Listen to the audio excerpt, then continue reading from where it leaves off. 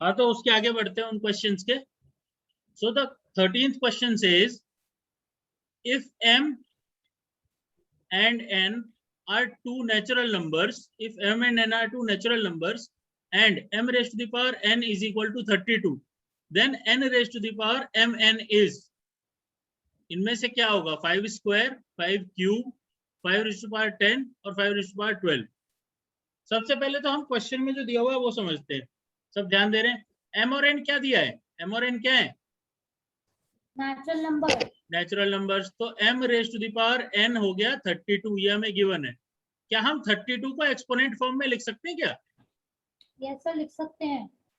बाकी भी जवाब दो, 32 को कैसे लिखेंगे एक्सपोनेंट फॉर्म में? सर 2 into 2 into 2 ऐसे 2 से डिवाइड करेंगे। Yash, are you listening? Yes sir. Divided by 2 4, divided by 2 2, divided by 2 1।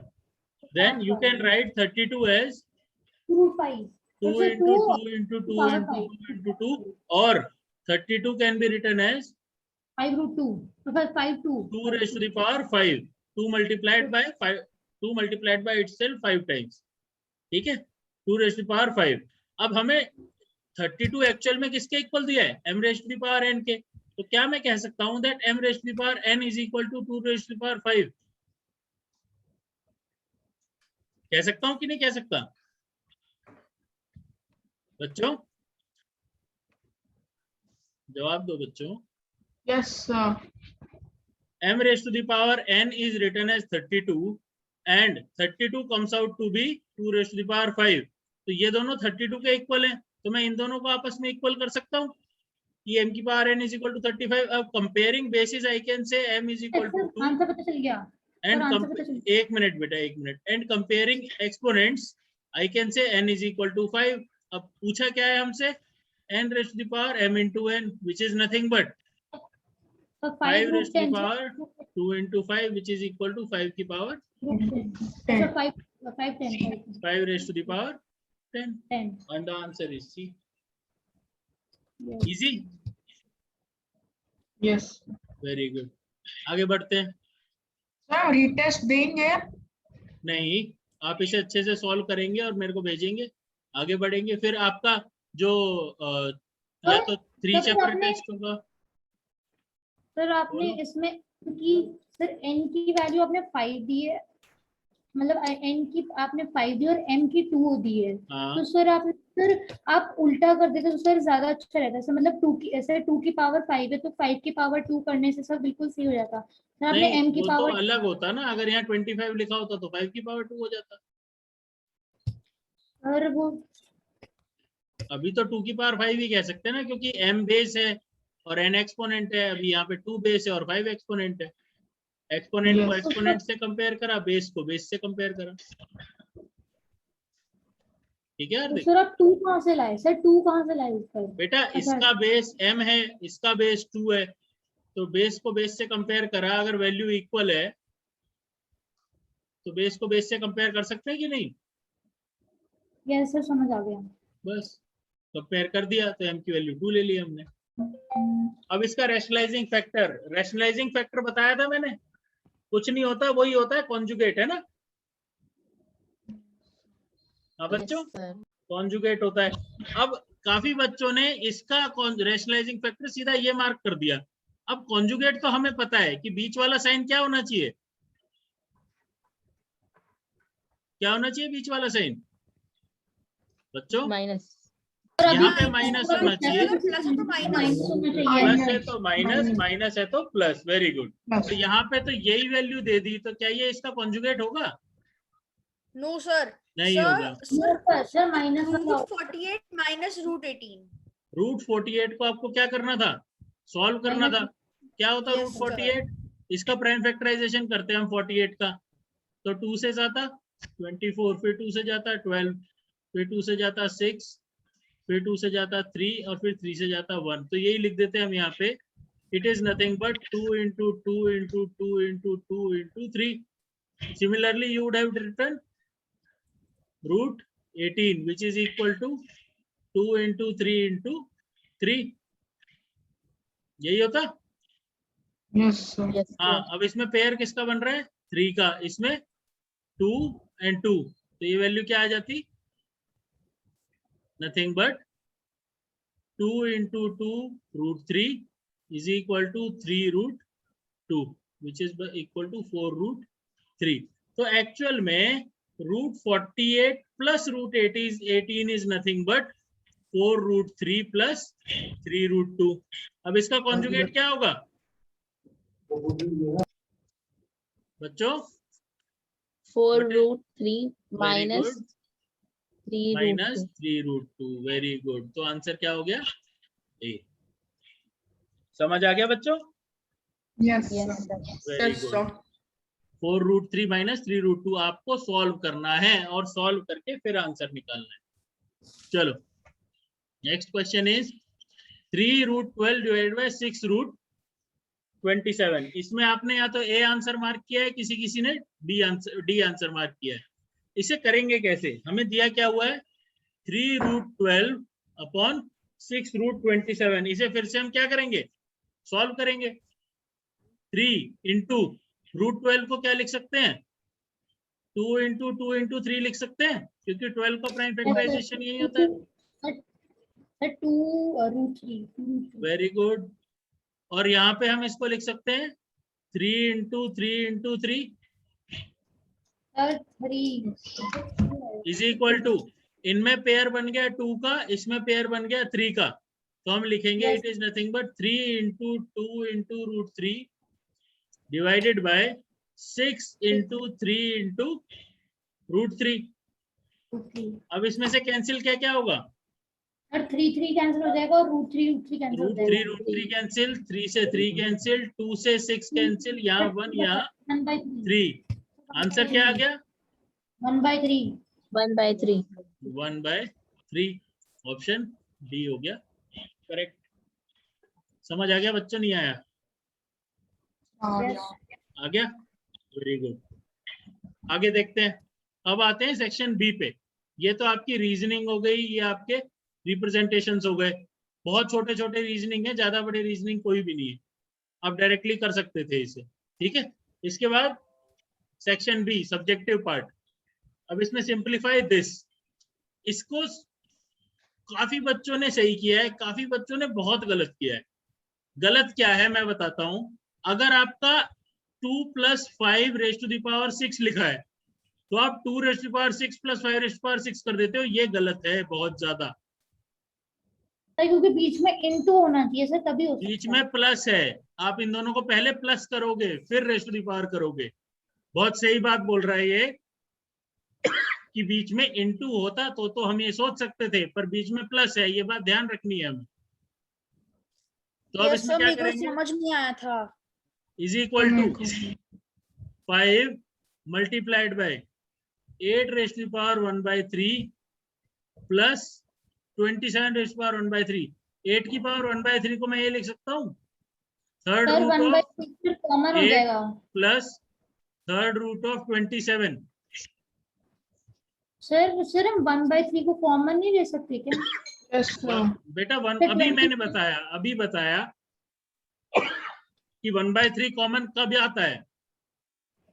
2 + 5 rest to the power 6 को आप 2 की पावर 6 इंटू 5 को प्लस 5 की पावर 6 नहीं लिख सकते हो. ये गलत है. ये इसके इक्वल नहीं होता, क्योंकि बीच में क्या है? प्लस है सर. प्लस ठीक है है. सर. तो फिर इसलिए ये 3 पॉसिबल नहीं है. ये बात ध्यान रखनी है आपको. ठीक है. इसके बाद क्या करोगे? 5. अब ये थर्ड रूट है, तो थर्ड रूट ऑफ 8 का prime factorisation is 2 into 2 into 2 plus 27 का prime factorisation is 3 2 into into 3 2 into 3 sir 3 into 3 1/4. और 2 और वो 3. ध्यान से देखो, किसका रूट निकालना है? थर्ड रूट निकालना है. तो कितने का सेट बनना चाहिए? और 2. 3 का. सर 3 का बनेगा सर, मतलब आंसर 2 आएगा. तो वैल्यू क्या आएगी? 5 2 मल्टीप्लाइड बाय 2 2 प्लस 3 3 की power whole to the power 3 raise power 1/4। अब यहाँ पे 5 है मल्टीप्लाइड बाय 2 + 3 5 करेंगे पहले, which is 5 rest power 3 raise power 1/4। अब हमें सर यहाँ मेरे को पे एक डाउट है। 1 मिनट उत्कर्ष, यहाँ पे मैं आइडेंटिटी लिखनी थी a रेस्ट की power 1/n is nothing but nth root of a।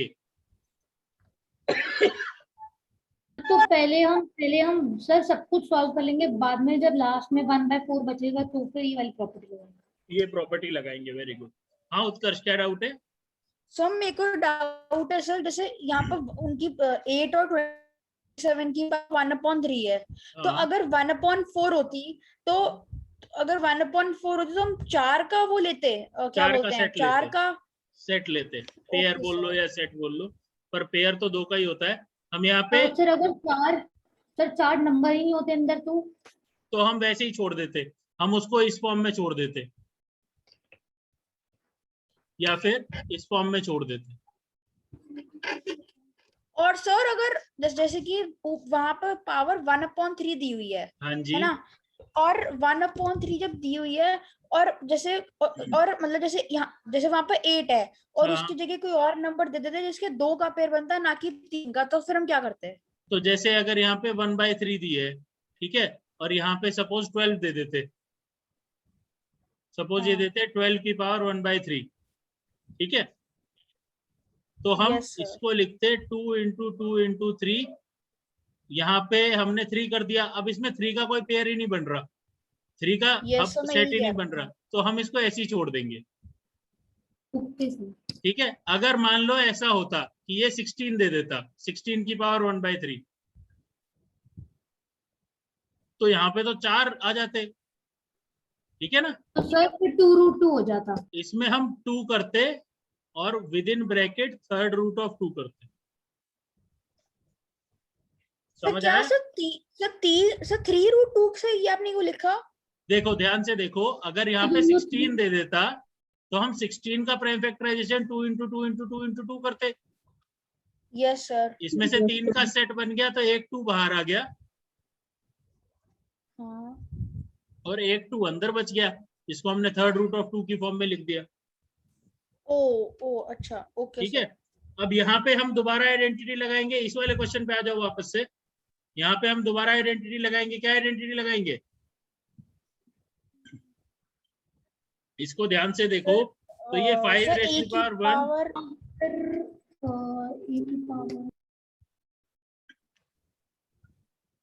Sir a की power m is equal to a की पावर नहीं a हो की पावर m प्लस a की पावर n गिव्स a की power m plus n multiply, वही सही बोला, पर यहाँ प्लस की जगह मल्टीप्लाई बोलो कि अगर Yes, बेस sir. सेम है और नंबर मल्टीप्लाई हो रहे हैं तो पावर ऐड हो जाती है, यानी Yes, sir. a की power m multiplied by a की power n is equal to a की पावर m प्लस n।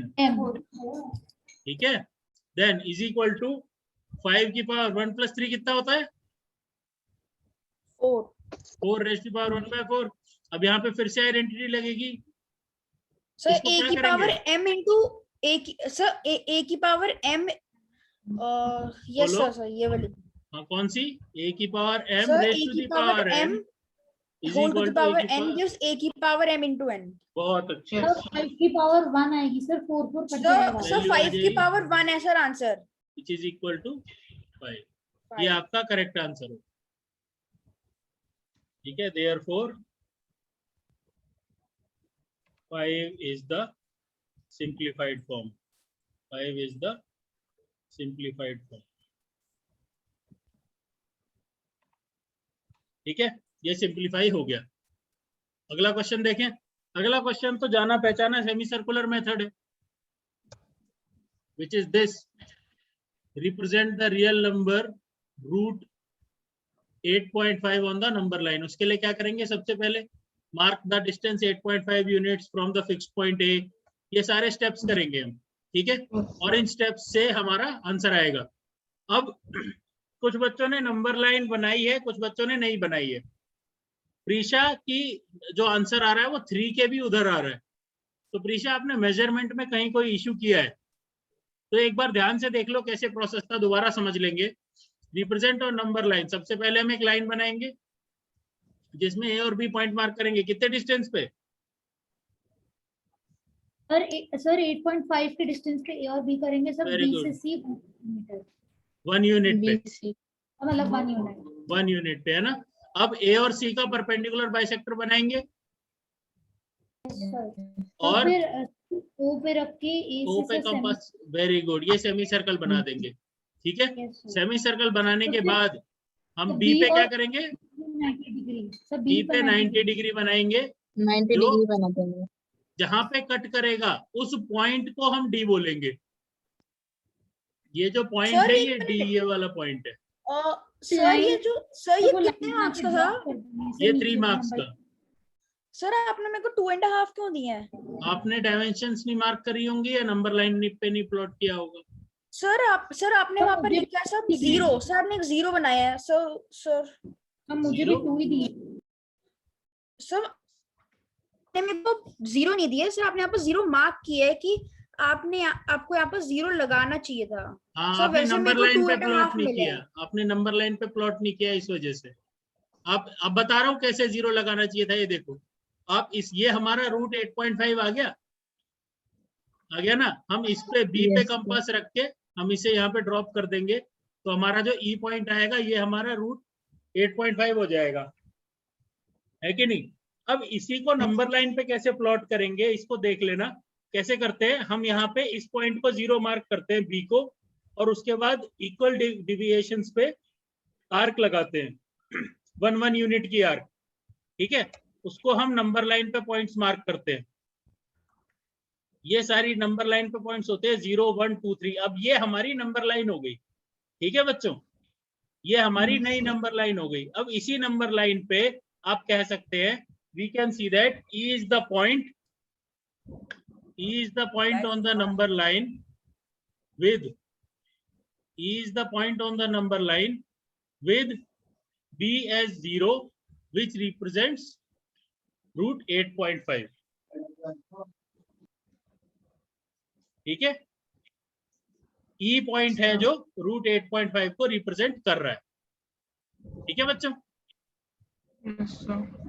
ठीक है, yes sir. समझ आ गया अच्छे से। Yes, sir. ओके,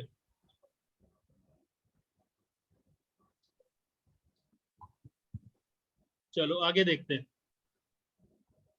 आज ये पेपर 2 क्वेश्चन बचे हैं, इन्हें पूरा करके फिर लीव करते हैं क्लास को। ठीक है, अब ये दोनों थे x और y, x equal to √2+1, x equal to √2+1 upon √2-1 and y equal to √2-1 upon √2+1। ये दिया हुआ था। Yes, sir. हाँ, अब ध्यान से देखो, क्या मैं ये कह सकता था that x equal to 1 upon y।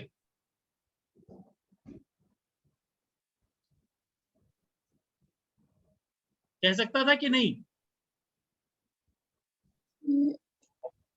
Yes sir. ये Yes, दोनों एक sir. दूसरे के रेसिप्रोकल है या नहीं है? Yes, sir. तो कह सकता हूँ x equal to 1 upon y। तो x² plus y² is nothing but 1 upon y² plus y²। यही वैल्यू है। Yes sir. ये इसी के इक्वल है। Yes अब sir. ध्यान से समझना, बहुत ही ध्यान से समझना, बहुत ही आसान क्वेश्चन हो जाएगा अब ये। अब ध्यान से देखो, हमने क्वेश्चन किया था x प्लस 1 अपॉन x या a plus 1 upon a whole square क्या होता है? a square plus 1 upon a square plus 2 into a into 1 upon a।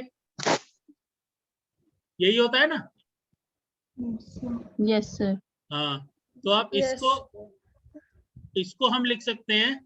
तो a plus 1 upon a whole square is nothing but a square plus 1 upon a square plus 2, क्योंकि ये तो cancel हो जाते हैं a और a, Yes.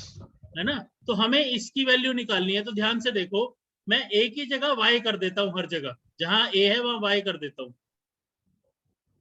और ये समझ में ऐसा सर, पर सर हम सीधा x के स्क्वायर जैसे ऐसे, तो हम होल रूट स्क्वायर नहीं रख सकते सीधा? वो भी कर सकते हो आप, इसका स्क्वायर कर दो सिंपल और इसका स्क्वायर कर दो सिंपल और उन्हें ऐड कर दो। ये भी एक ऑप्शन है। आप इन दोनों का स्क्वायर कर दो ये वाला समझ नहीं आया कैसे करा आपने। और उन्हें ऐड कर दोगे, वो भी एक ऑप्शन है। मैं आपको एक ऑल्टरनेट तरीका बता रहा हूँ, वो तो सिंपल तरीका सबको पता है, ठीक है। ये ऑल्टरनेट तरीका बता रहा हूँ, आप ऐसे करोगे ना तो ये बहुत इजीली हो जाएगा। कैसे करोगे? √2 + 1 अपॉन √2 - 1 प्लस √2 - 1 अपॉन √2 + 1 का whole square is equal to x² + y² + 2। अब इसका होल स्क्वायर, इसको ऐड करके उसका होल स्क्वायर कर दो और उसमें से 2 माइनस कर दो, तो आपका सिंपल x² + y² की डायरेक्ट वैल्यू आ जाएगी। इसे एक बार ट्राई करके देखना, वरना मैं इसका सॉल्यूशन तुम्हें भेज दूंगा, ठीक है बच्चों? Yes sir. Okay, okay sir. अगला क्वेश्चन था ये, if a and b be rational numbers and this is equal to a plus b √3, find the value of a and b। अब इसमें हमें ध्यान देना है कि ये दिया हुआ है that a and b are rational numbers, तो हम इसे सिंपली करेंगे 2 + √3 upon 2 - √3 is equal to a plus b √3। ये तो करा हुआ है हमने। LHS सर, LHS पहले लिखेंगे। हाँ, LHS पहले भी लिख सकते हैं, साथ साथ भी कर सकते हैं। आप इसे रैशनलाइज करेंगे 2 + √3 अपॉन 2 - √3 मल्टीप्लाइड बाय, किससे मल्टीप्लाई करेंगे ऊपर नीचे? कॉन्जुगेट से। क्या है कॉन्जुगेट? 2 + √3 से। वेरी गुड, ठीक है। Is equal to a plus b √3 implies that 2 + √3 multiplied by 2 + √3 divided by 2 - √3 multiplied by 2 + √3 is equal to a plus b √3।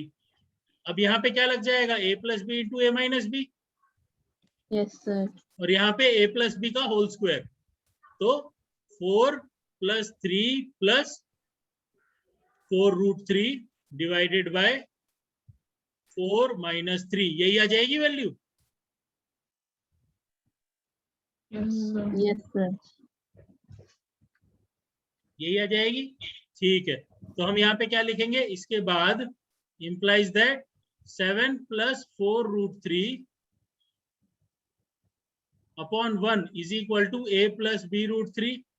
तो यहाँ पे हम डायरेक्टली लिख सकते हैं 7 + 4 √3 is equal to a plus b √3, कह सकते हैं। फिर E हुआ 7, B हुआ Yes, sir. 4 and √3 हुआ सर, √3 कैंसिल हो जाएगा sir. a is equal to 7 and b is equal to 4। हमने इर्रेशनल Yes. पार्ट से इर्रेशनल पार्ट इक्वेट कर दिया और रैशनल पार्ट से रैशनल पार्ट कर दिया।